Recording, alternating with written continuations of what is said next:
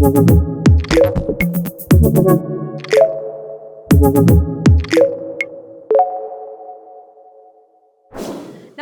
and welcome back to Indica Buzz, where we explore people, projects, and ideas shaping India's living knowledge traditions. Each episode brings you a little closer, not just to knowledge, but to wisdom, not just to information, but to lived experience. Today's conversation invites you all to reflect on perhaps the most profound pursuit of all, moksha, the ultimate purpose that the Indian knowledge traditions have cherished for millennia. But how do we make this timeless aspiration relevant today? How do we engage with moksha not as a distant ideal, but as a living, evolving inquiry? To explore this, I'm delighted to be joined by Sinritan Shridhar, the Director and Chief Curator at INDICA Center for Moksha Studies. An engineer turned full-time seeker and thinker, Nithin has played a pivotal role in shaping INDICA's work in this deepest of civilizational quests. Nithin, welcome to INDICA Buzz. It's a joy to have you here today. Thank you, Dimple. Very happy to be here. Let's just start at the heart of it. What is moksha in the Indic tradition, and why did INDICA feel it was important enough to create an entire vertical around it? I think INDICA, being an institution for Indian knowledge system or Bharatiya Jnana Parampara, so it was an obvious choice to have a vertical dedicated to moksha. As you know, moksha or the larger Purushartha framework is at the heart of Bharatiya Shastra Parampara and Jnana Parampara, and in fact, our conception of life itself, that we have the fourfold buckets of actions, fourfold ideals or goals towards which we all work towards, either knowingly or unknowingly. And if you do it knowingly, it is more meaningful. So they are grouped as Dharma, Artha, Kama, and Moksha. So without going into any details, moksha comes at the last, indicating that it is the ultimate goal of life. It is a goal of an individual over many, many lives. And despite the fact that moksha have been defined differently, for example, moksha can be understood as a freedom or a liberation from the karmic cycle of birth and death and rebirth. It can be understood as a state of permanent bliss or permanent happiness without even a trace of sorrow. It can be understood as a realization of the ultimate reality, realization of the truth that Brahman alone exists, realization of the truth that Brahmatma Aikya Abheda, right? So however you see it, so all our darshanas, all the Bharatiya darshanas, the Shastra Paramparas, the living Sampradayas, all of them, irrespective of how they have defined moksha, they all ultimately culminate in the fact that they all accept that moksha as the ultimate goal. So as we Indeed. say, Akasham patitam toyam yatha gacchati sagaram. So it doesn't matter how or where, which river, which lane, the water, it ultimately culminates in the ocean. Likewise, the moksha is the ultimate goal for all the Jnana Parampara of the Bharatiya civilization. So as a institution, trying to study, trying to protect, preserve, and promote this Bharatiya civilization in Sanatana Dharma, so a dedicated vertical focused on moksha becomes an obvious choice. Thank you for that explanation. In fact, the journey of this center has been fascinating. The evolution, it began as Advaita Academy, founded by Sri Harikiran Vadlamani Garu, the founder of Indic Academy also. And then it became INDICA Moksha. And today, as we converse, it is the INDICA Center for Moksha Studies. So could you just share with us the thought process behind this particular evolution and the renaming? So yes, when Harikiranji started the center in 2010, it was conceived as a center purely for promotion and dissemination of authentic teachings of Advaita Vedanta of Shankaracharya, and as such, the name reflects that as Advaita Academy. But over the time, after INDICA was conceived and eventually Advaita Academy was absorbed into the Indica as a vertical, it was felt that we have to widen our focus into becoming more inclusive of even other paths towards moksha, non-Advaita, non-Shankara paths towards moksha. So then we decided to rename it as Indica Moksha. So not just as Advaita, but as a moksha, which is a more generic term and more inclusive term of all paths that ultimately culminates in moksha. And recently we have again renamed it as Center for Moksha Studies to highlight our focus going forward, which would be we want to expand into academic programs. We have already started with online symposiums, retreats, etc. And we want to further expand them to courses and other academic programs going forward. So to reflect this, we have renamed it as Center for Moksha Studies. Wonderful. Actually, you mentioned few of these initiatives, but over these years, this center, like when it began from Advaita Academy to Indica Moksha to even now a Center for Moksha Studies, there have been a lot of meaningful efforts that have been initiated. And so could you just throw some light on the various kinds of programs, content and conversations that have emerged, and probably an example of couple of initiatives that really capture the flavor of your work? I think we have been doing a very wide range of activities over the years. And we started initially with recording video lectures. We approached various teachers and requested them to record lectures. Where necessary, we provided them the logistics and the infrastructure to record them. And then we published those videos on our YouTube channel. We also had in our website, we published articles and essays on Advaita. But later we completely transitioned into a video platform, and we focused on the videos, and we focused by this time, I think around after 2016-17, the internet had, the online thing had catched up. So we were more focusing on this recording videos, getting videos, uploading them. And later, as a logical flow further, we moved to online events, live events, webinars. And this started mainly with this Global Festival of Oneness in 2020. And later we added many other programs, such as for the last 5 years, 6 years, we have been doing regular weekend programs called Weekend with Wisdom. These are all online weekend webinars, or weekend satsang, as I would like to call. So wherein we invite different teachers to come and speak over a weekend. It could be one session or a two session, or sometimes it spreads across 2 days. Recently, we had a talk by Shatabdani R. Ganesh on Hindu notion of Vivaha. So this happened just a few days back. So we have been having these online satsangs. And apart from this, we have also focused on conversations. We have published more than 40 conversations over the years under Conversations on Consciousness, which is a program to interview about life journey and of masters, various acharyas, vidwans, etc., about their journey into spiritual life and some aspects of philosophy, etc. We have also recorded some 40 plus interviews with seekers under our program called Quest. So again, Wow. about their journey as a seeker.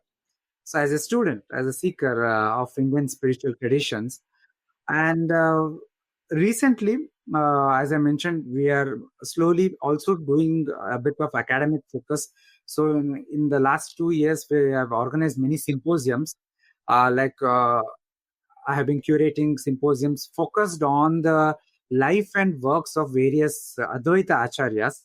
So we have done symposiums focused on Madhusudana Saraswati, on Sureshwaracharya, on Swami Vidyaranya, on Appaya Dikshitar, Bellamkonda Ramaraya Kavi. And we have also done other symposiums such as on Brahma Sutra, on Hindu-Buddhist dialogue, and Vedic spirituality, so on and so forth.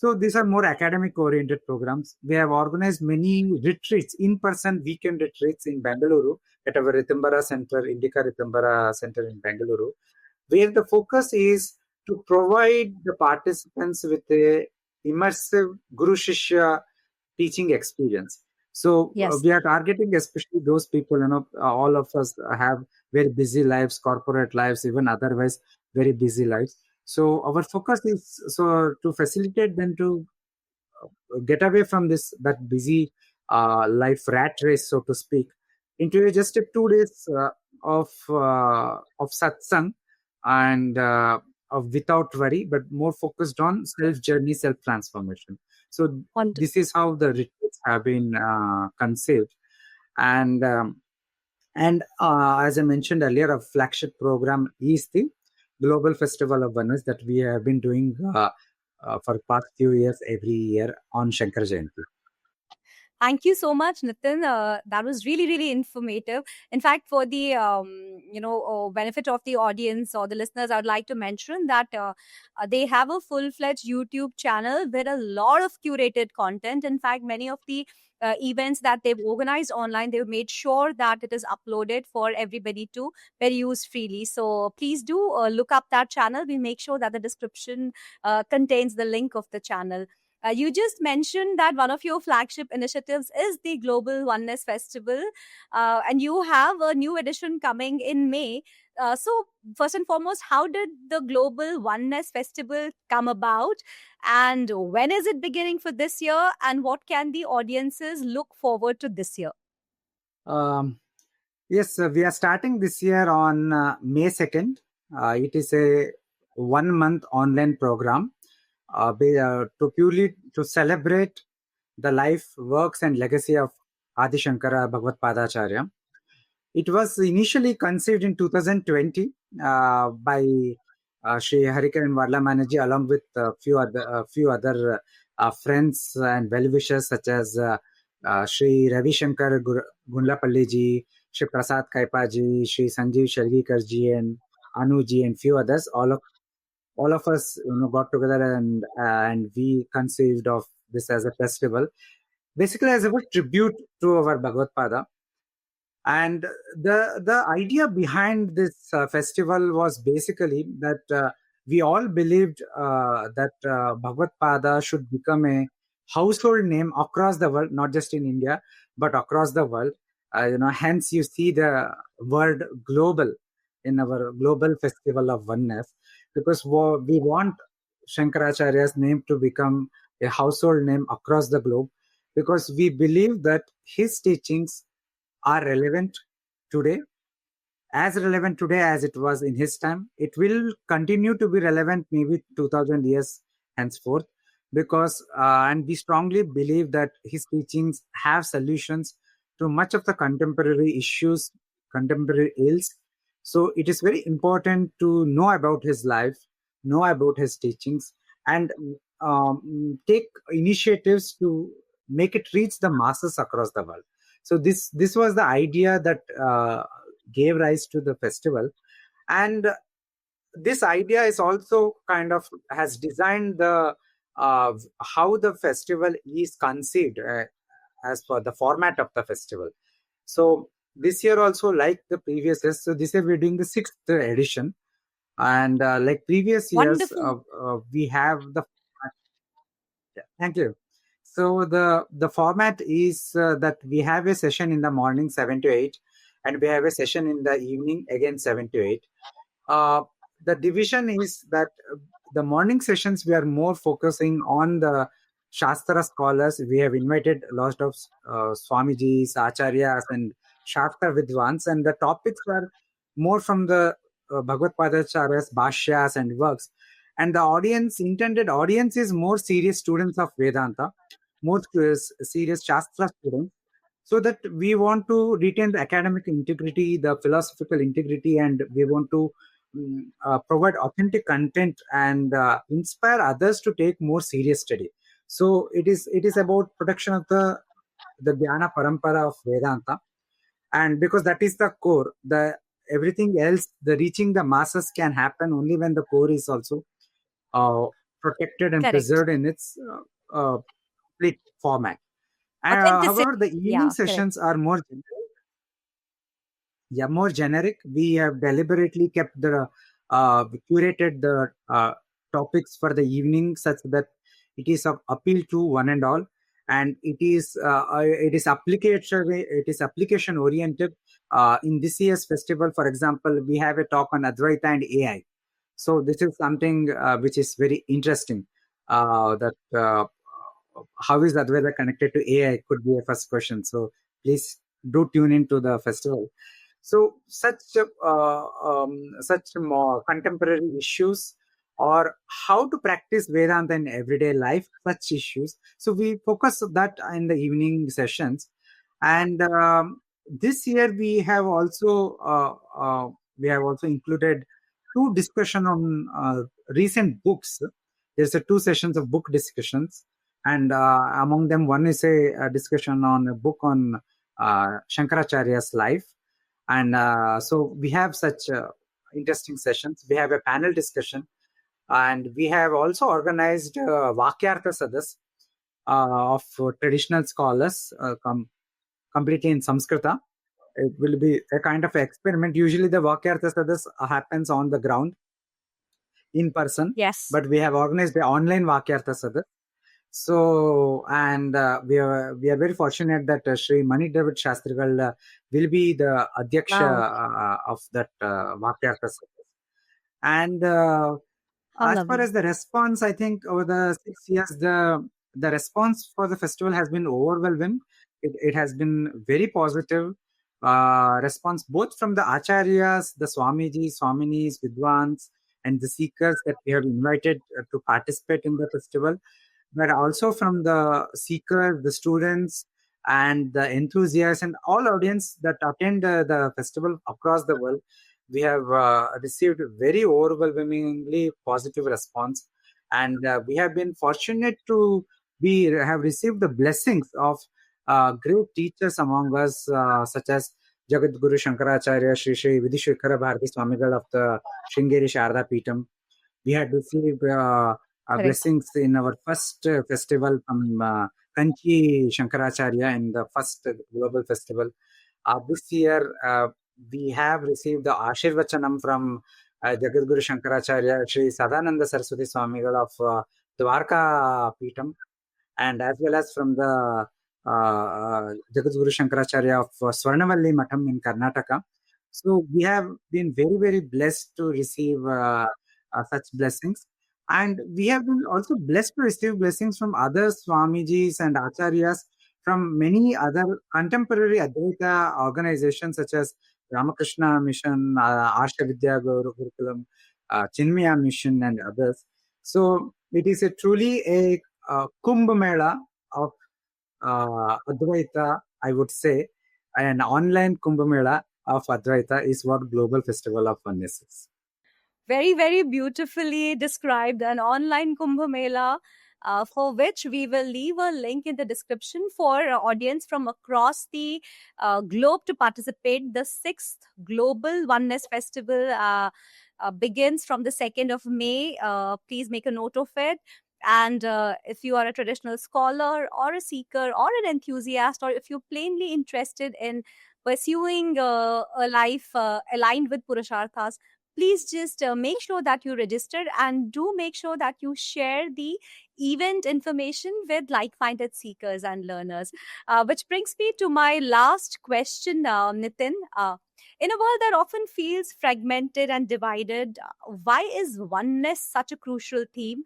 And how does Indica approach it differently from purely academic and purely spiritual efforts? I think one of the very beauty of Sanatana Dharma is that there is scope for both oneness and manyness, both for the one non-dual as well as its many multiple formations. So I remember watching one lecture by Puri Shankaracharya, where he says that underneath the Bheda, there is Abheda. And this is a very, very important perspective, because at a transactional level, at a Vyavaharika Avastha, it is by design made up of many. It is made up of diversity. And without an anchoring in the deeper truth of oneness, the deeper truth that beneath all this diversity, or all this diversity, all this many, is basically a manifestation of that one itself, one truth itself. Without this vision, it is where there's a great possibility that this diversity either becomes transformed into an extreme of fragmentation, which leads to a lot of conflict ridden world, lot of chaos in the world, lot of narrow mindedness, narrow interests playing on each other we are all familiar with. But it can also lead to the other extreme of erasure of all diversities in the name of equality, in the name of homogeneous truth, for pursuing a utopian notion of homogenization, wherein all diversities, all differences of opinion, all unique traditions are erased through violence and coercion. And I think we are all aware of this also, though we may not accept it. But these are the two extremes that are logically possible, and we see it happening again and again in the world history, when this diversity is not anchored in the vision of oneness.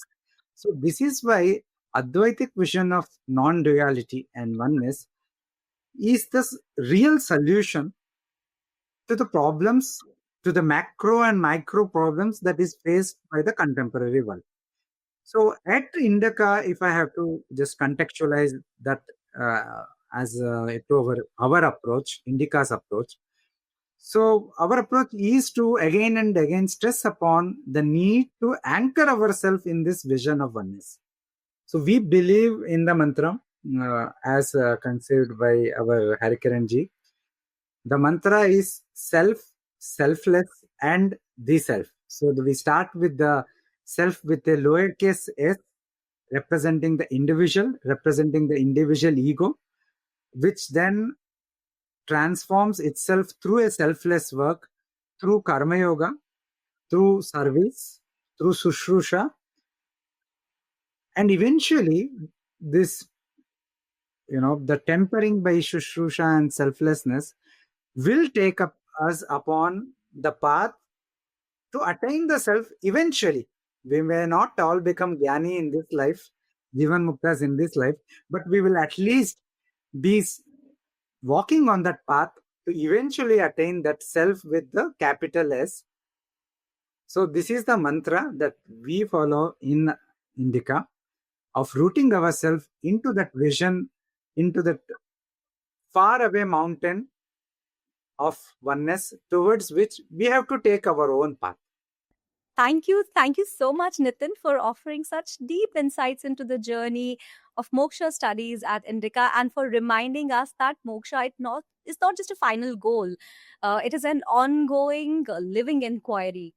At Indica, we believe that our civilizational wisdom has always combined inquiry with practice, knowledge with transformation, theory with experience.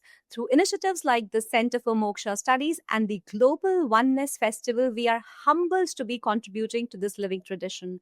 To our listeners and viewers, you'll find all the links to explore the center's work and also for Global Oneness Festival in the description of this conversation. And we look forward to your participation in the festival, and we also look forward to you joining us in the next episode of INDICA BUZZ. Join us, reflect, engage. Until next time, stay curious, stay connected, and stay rooted. Namaste.